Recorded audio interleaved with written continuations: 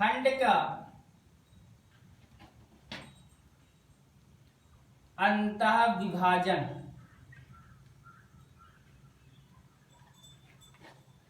ये पॉइंट है आपका। इसका मतलब क्या है कि अगर कार्तीय तल में कोई दो बिंदुओं से एक लाइन बनी है, रेखा बनी है, कोई ऐसा पॉइंट इसके बीच में आ जाए जो उस रेखा को किन्हीं दो अनुपातों में विभाजित करता है, तो उस बिंदु का निर्देशांक क्या होगा? जो बिंदु इस रेखा को दो अनुपातों में विभाजित करता है, अब वो अनुपात कोई भी हो सकता है। तो सबसे पहले आप क्या करेंगे, यहां देखिए, हमने मान लिया ये आपका कार्तीय तल है, X axis, Y axis, X dash, Y dash. फिर हमने बात क्या किया, यहां ओरिजिन पॉइंट है आपका, ओरिजिन पॉइंट का जो निर्देशांक होगा वो आपका क्या हो जाएगा? 0,0। फिर यहां देखिए, हमने मान लिया यहां कोई पॉइंट ए है जो x1 डिस्टेंस पर है मूल बिंदु से। फिर हमने y एक्सिस पे ये कोई पॉइंट b मान लिया जो ओरिजिन पॉइंट से y1 डिस्टेंस पर है। अब इस पॉइंट का जो निर्देशांक होगा वो क्या होगा? x एक्सिस पे x1 दूरी चली गई है, y एक्सिस पे y1 दूरी चली गई है, तो इसका मतलब इस पॉइंट का जो निर्देशांक होगा वो क्या होगा? x1, y1। समझ में आया? फिर हमने क्या माना, यहां कोई पॉइंट C है जो मूल बिंदु से x दूरी पर है। समझ में आया? इसी प्रकार हमने y एक्सिस पे डिस्टेंस जो ली वो हमने ले लिया y। ये पूरी डिस्टेंस क्या है? y है। इसका मतलब यहां देखिए, जब x एक्सिस पे चली गई दूरी x है और y एक्सिस पे चली गई दूरी y है, तो इस बिंदु जो D आप मान रहे हैं इसका निर्देशांक क्या हो जाएगा? x, y होगा। क्लियर है ना? फिर नेक्स्ट हमने लिया ओरिजिन से x2 दूरी पर यहां कोई पॉइंट E है। क्या है? E है। और y एक्सिस पे y2 डिस्टेंस पर ये कोई पॉइंट F है। ये डिस्टेंस कितना है? y2 है। तो इस पॉइंट का जो निर्देशांक होगा वो क्या होगा? यहां देखिए, x एक्सिस पे x2 वैल्यू चली गई है, यानी डिस्टेंस चली गई है, और y एक्सिस पे y2 डिस्टेंस चली गई है। इसका मतलब क्या हो जाएगा? ये x2, y2। समझ में आया ना? फिर हमने क्या किया, इसको ड्रा किया। ये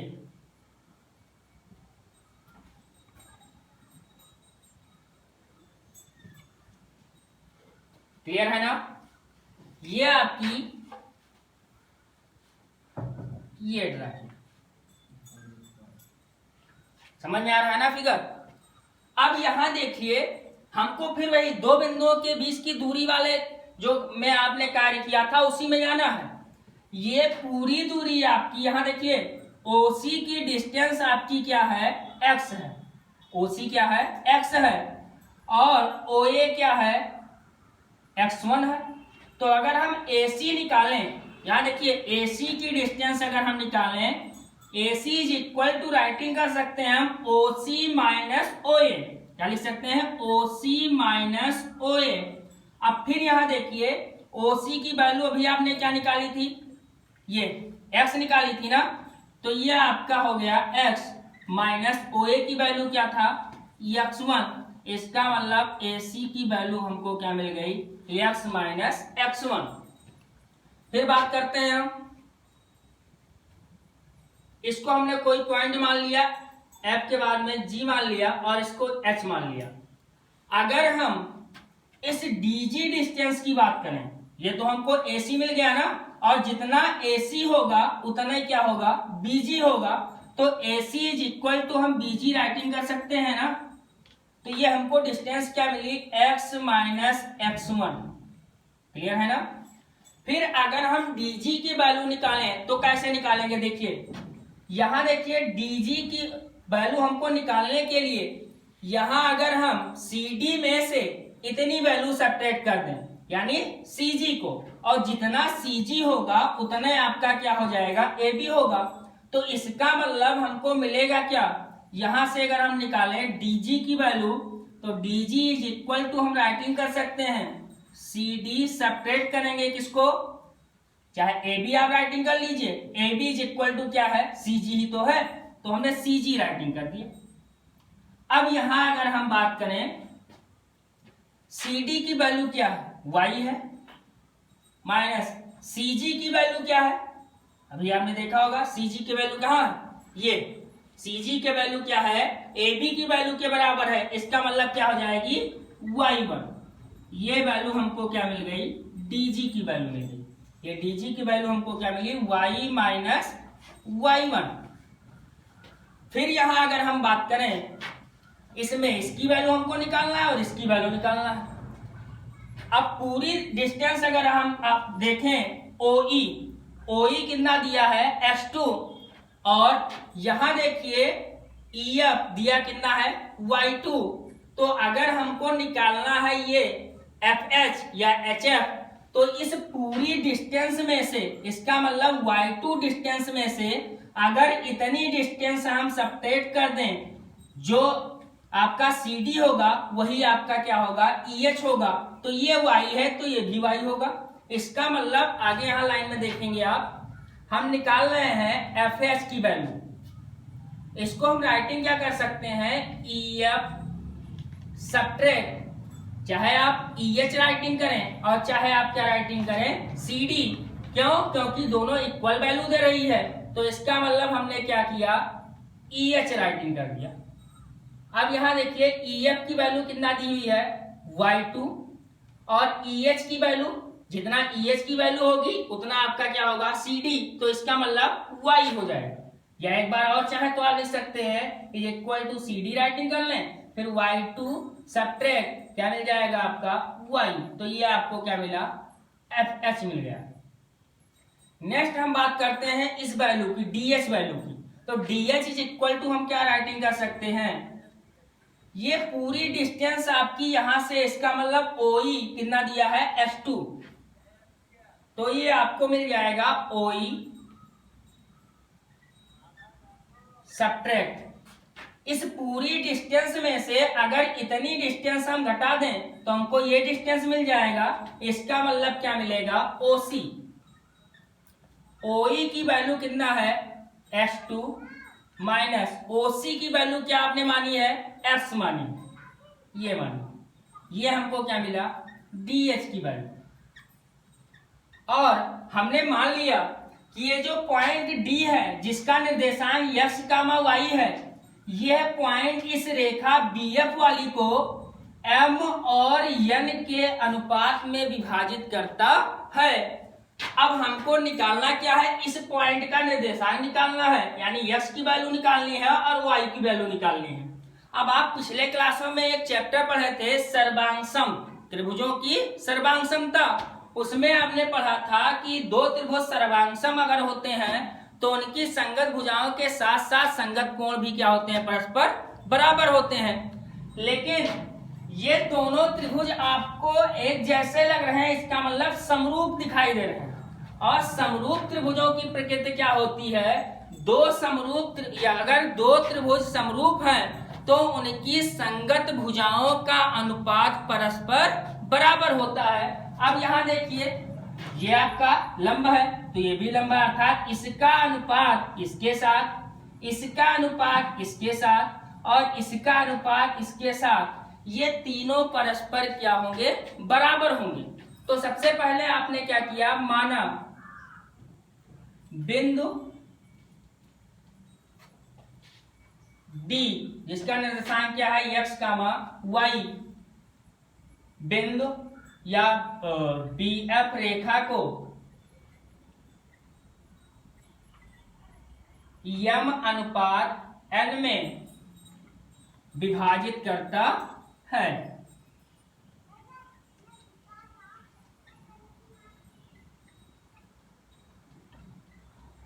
समझ में आया बच्चों?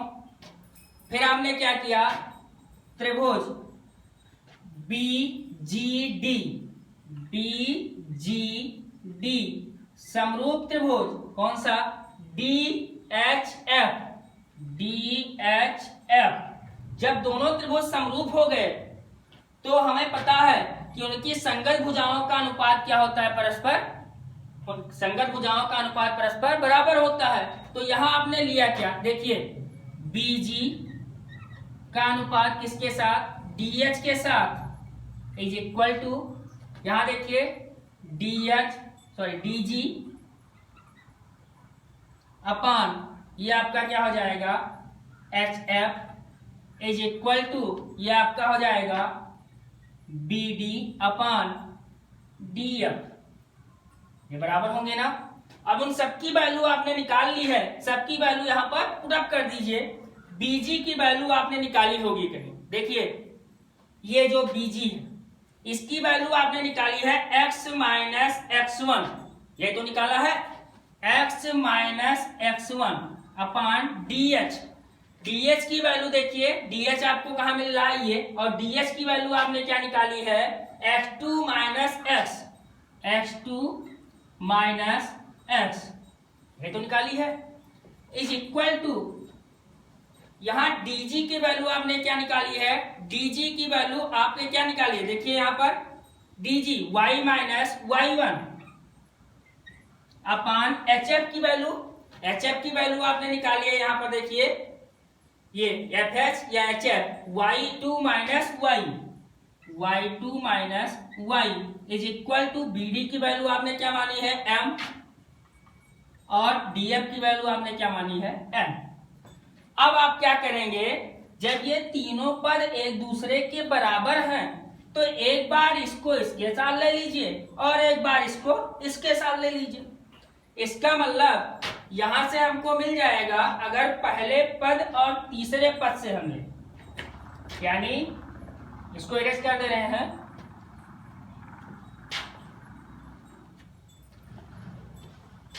प्रथम पद व तृतीय पद से, अर्थात फर्स्ट टर्म और थर्ड टर्म से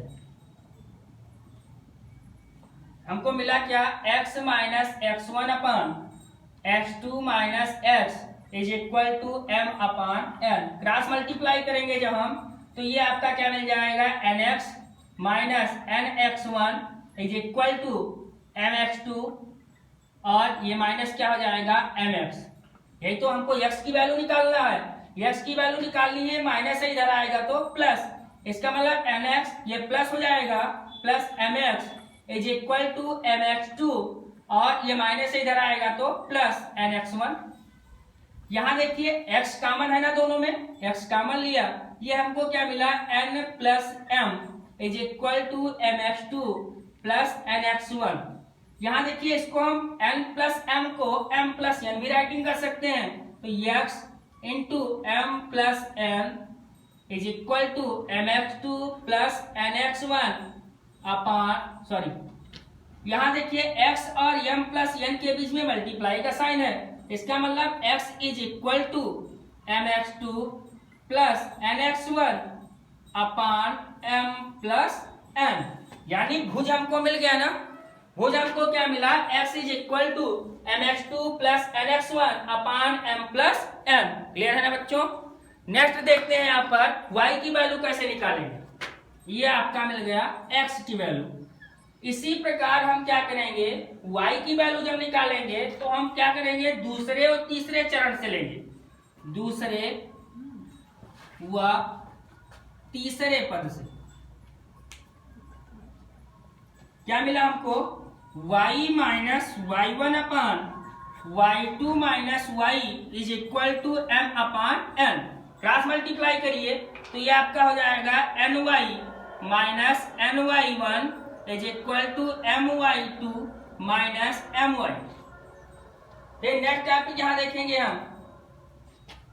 हमको y की वैल्यू निकालनी है, इसलिए y वाले टर्म को एक साथ करेंगे तो ये हमको मिल जाएगा ny, ये माइनस my है, इधर आएगा तो plus my is equal to ये आपका मिल जाएगा my2, और ये माइनस से इधर आएगा तो प्लस ny1। इसमें देखिए y कॉमन है ना, y कॉमन ले लिया, ये हमको क्या मिला n plus m is equal to my2 plus ny1। अब यहाँ देखिए फिर उसी प्रकार हम इसको राइटिंग कर सकते हैं y into m plus n is equal to my2 plus ny1। अब यहाँ देखिए y और m प्लस n के बीच में ब्रैकेट है, इसका मतलब मल्टीप्लाई का साइन है, तो y is equal to my2 plus ny1 upon m plus n। इसका मतलब जो आपने पॉइंट माना था कि जो पॉइंट D है वो लाइन BF को m और n के अनुपात में विभाजित अगर करती है तो उस पॉइंट का क्या होगा निर्देशांक क्या होगा, तो ये आपके सामने है। अर्थात जो पॉइंट आपने D माना था तो D का जो आपने निर्देशांक माना था x, y, उसकी वैल्यू हमको क्या मिल गई D। x की वैल्यू हमको क्या मिली है, यहाँ पर देखिए mx2 plus nx1 upon m plus n, और y की वैल्यू हमको क्या मिली है my2 plus ny1 upon m plus n। समझ में आया बच्चों। अर्थात अंताखंड रूप जब विभाजित होता है तो हमको ये फार्मूले का प्रयोग करना है। आप एक बात और ध्यान रखिएगा, इसके बाद का जो टॉपिक है वो y विभाजन का है। y विभाजन में आपका पद माइनस में हो जाता है, सिर्फ अंतर उसमें इतना है। और दूसरी बात जो सबसे महत्वपूर्ण ध्यान देने योग्य है, जो बोर्ड एग्जाम में पूछा जाता है और आप लोग कंफ्यूज हो जाते हैं, अगर आपका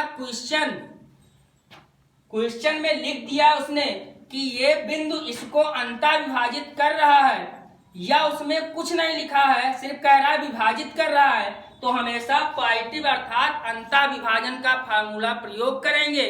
जब तक सवाल उसमें y विभाजन का नाम नहीं ले रहा है तब तक आप y विभाजन का फार्मूला प्रयोग नहीं करेंगे। हमेशा आप अंता विभाजन का प्रयोग करेंगे जब तक उसका नामकरण नहीं करेगा क्वेश्चन कि इसको y विभाजित कर रहा है, तब तक आप उसका प्रयोग नहीं करेंगे। नेक्स्ट अगले टॉपिक में हम आपको त्रिभुज से संबंधित अर्थात किसी कार्तीय तल में अगर 3 बिंदु है तो जो ट्रायंगल बनेगा उसका एरिया कैसे निकालते हैं, और दूसरा टॉपिक उसी से संबंधित जो संरेखीय बात आती है उसके बारे में हम अगले वीडियो में अगले दिन आपसे बात करेंगे। धन्यवाद।